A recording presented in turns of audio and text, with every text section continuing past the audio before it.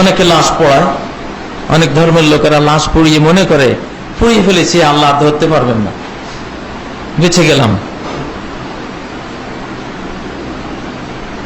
Normal কাঠ দিয়ে পোড়ান আর চন্দন কাঠ দিয়ে পোড়ান, পুড়িয়ে দিয়ে যদি মনে করেন বাঁচিয়ে দিলাম, আর ধরতে পারবে না সৃষ্টিকর্তা। যেমন এক কাফন চোর এই কাজটি করেছিল, সহিহ বুখারীতে এসেছে, লাশ পোড়াবার এই নিয়মটা সে দিয়েছে। কাফন চুরি করতে করতে বিরাট বড় লোক হয়েছে সে। তার যখন মৃত্যুর সময় হাজির হলো, সে তার সন্তানদেরকে বলল, আইয়া আবিন কুনতু লাকুম, কেমন পিতা ছিলাম আমি তোমাদের বলো তো। তারা বলল, খায়রু আবিন, অত্যন্ত উত্তম একজন পিতা ছিলেন। পিতা বলল, দেখো আমি কোন পেশার লোক তোমরা তো জানো। লাইন কদারাল্লাহু আলাইয়া লা ইউআযিবুনি আযাবান লা ইউআযিবুহু আহাদুম মিনাল আলামিন। আমি যে নিকৃষ্ট পেশা এই পৃথিবীতে অবলম্বন করে বড়লোক হয়েছি, আল্লাহ যদি আমাকে ধরতে পারেন, আমার বিশ্বাস এমন শাস্তি আল্লাহ আমাকে দেবেন, মনে হয় পৃথিবীর কাউকে এই শাস্তি আল্লাহ দেবেন না। এখন আমাকে বাঁচতে হবে আল্লাহ থেকে। ফাইজানা মৃত্যু ফাহরিকুনি, আমি মরে গেলে আমাকে জ্বালিয়ে দেবা। যতই উত্তম বাপ হই, মায়া করব না, মায়া করলে আমার বিপদ হবে, আমাকে জ্বালিয়ে দিবা।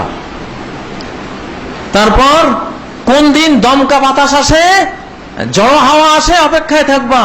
ঝড় হাওয়ার দিনে অর্ধেক ফিলবার সাগরে উড়িয়ে দিবা আমার ওই ছাইগুলো, আর বাকি অর্ধেক ফিলবার মরুভূমিতে উড়িয়ে দেবা।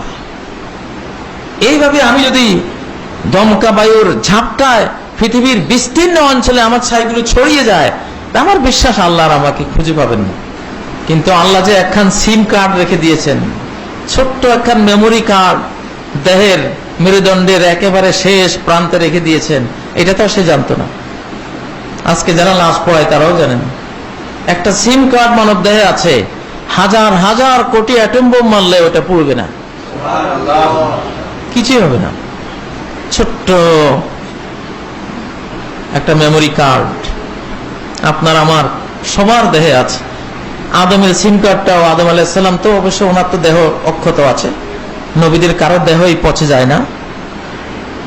ইন্নাল্লাহা হাররামা আলাল আরদি আন তাকুলা আজসাদাল আমবিয়া, আল্লাহ মাটির উপরে হারাম করে দিয়েছেন যে কোন নবীর বডি খেতে পারবে না। নবীরা শরীর নিয়েই অক্ষত আছেন। 1,24,000 নবী বা আরো কম বেশ নবী যারা এসছেন পৃথিবীতে সশরীরে আছেন, সবাই মাটিতে, মাটি খেতে পারবে না। আর যারা এই পর্যন্ত মারা গেছে, সবার মেমোরি কার্ডটা, পুরো বডি হতে পচে গেছে, মেমোরি কার্ডটা কিন্তু প্রত্যেক কবরস্থানে পড়ে আছে। পৃথিবীর সকল গোরস্থানে ওই বীজটা, যেখান থেকে আমি আর আপনি আবার সৃষ্টি হব, সকল শ্মশানে লাশ পোড়ায়, যেখানে বাঘের পেটে, মাছের পেটে, যেখানেই আপনি মরেন না কেন, শরীর বিলীন হয়ে যাক না কেন, ওই মেমোরি কার্ডটা সেখানে সুরক্ষিত অবস্থায় আছে। নবী সাল্লাল্লাহু আলাইহি সাল্লাম বলেছেন 1400 বছর আগে কোরআনে, এবং সহিহ বুখারীর হাসর অধ্যায়ে তার একটি হাদিস রয়েছে। সূরা কাহফের 4 নম্বর আয়াতে আল্লাহ বলেছেন, ওয়া ইনদানা কিতাবুন হাফিজ قد علمنا ما تنقص الارض منهم, এদের বডির কি কি জমিন খেয়ে ফেলে, কমিয়ে ফেলে আমি জানি। ওয়া ইনদানা কিতাবুন হাফিজ, একটা কিতাব, একটা পুস্তিকা আছে আমার কাছে, তার প্রতিটি সেল, দেহের প্রতিটি কণা কণা, বিলিয়ন ট্রিলিয়ন সেল কোনটা কোথায় আছে, আমার ওই মেমোরি কার্ডে সব লেখা আছে। হারাবার কোনো উপায় নেই, কারণ মোবাইল হারিয়ে গেছে কিন্তু সিমটা উদ্ধার হয়েছে বা মেমোরি কার্ডটা উদ্ধার হয়েছে, সব তথ্যই পাওয়া গেছে।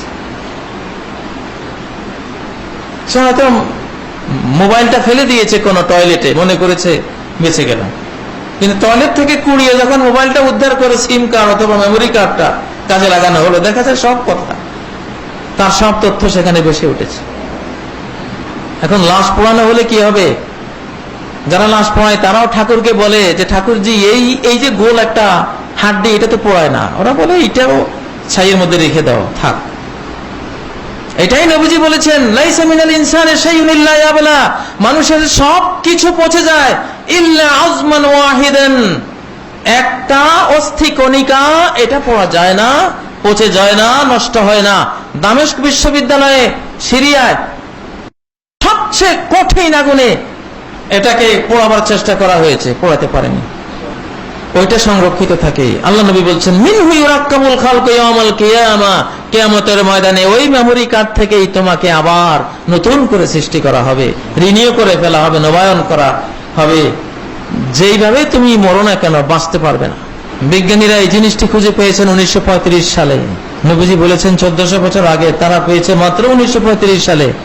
জার্মানের একজন বিজ্ঞানী এই অস্থিকণিকা আবিষ্কার করেছেন যে এইটাই হলো মানুষের মেমোরি কার্ড। এখানে তার সমস্ত বৃত্তান্ত বর্ণনা করা আছে। একটা মানুষকে অনায়াসে ওই কার্ড থেকে রিনিউ করে ফেলা যায়। তারা নাম দিয়েছেন প্রাইমারি অর্গানাইজার, প্রাইমারি নট।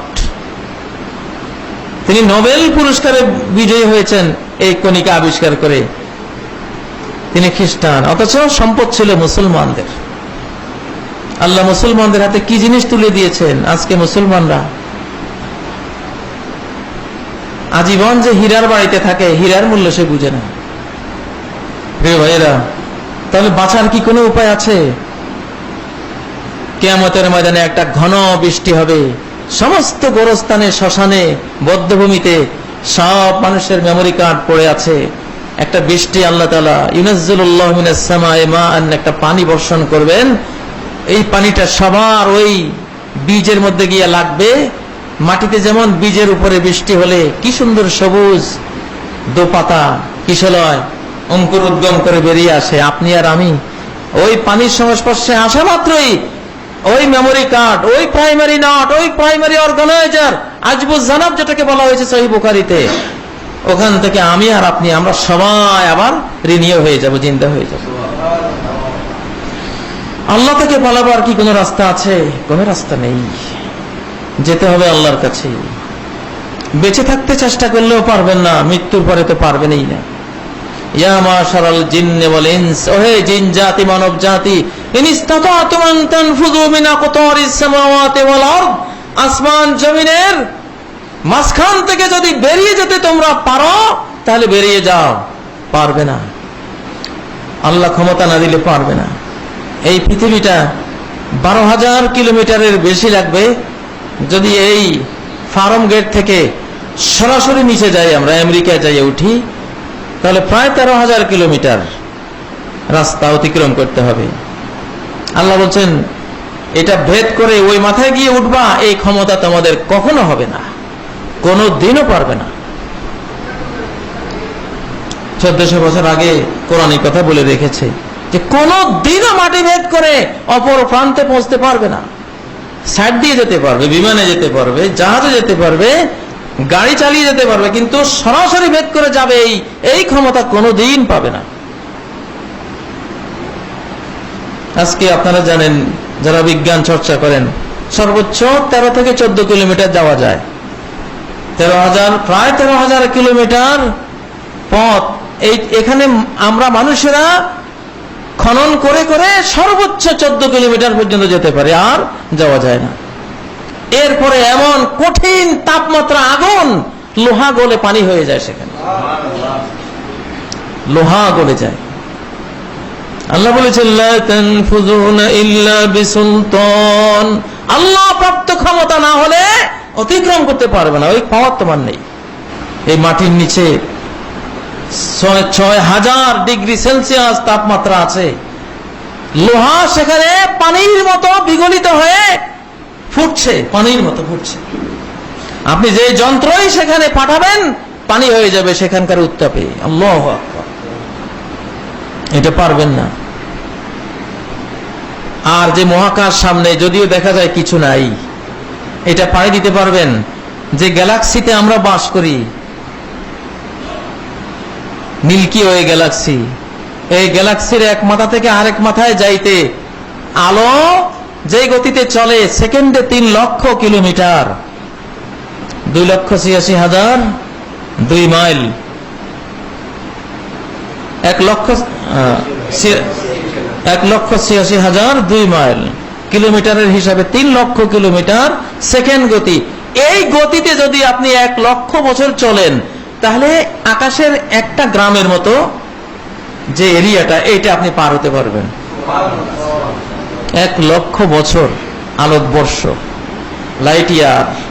এই মিল্কি ওয়ে বা যে আমাদের স্থানীয় যে ছায়াপথে আমরা আছি, এটার সবচেয়ে দূরত্ব কম যে এরিয়ায়, সেটা এই সৌরজগৎ থেকে পার হতে 20,000 বছর লাগবে। আলোর গতিতে যদি ছুটতে পারেন সেকেন্ডে 3 লক্ষ কিলোমিটার, আর বাসের গতিতে, আর যদি বাংলাদেশের রিক্সা হয় সেটা কত হাজার কোটি কোটি কোটি বছর লাগবে, সেটা হিসাব করা যাবে না। আল্লাহ যে বললেন লা তানফুজুন, পালাতে পারবে না, আমার জমিনের সীমানাও পেরিয়ে যেতে পারবে না, আমার আকাশের সীমানাও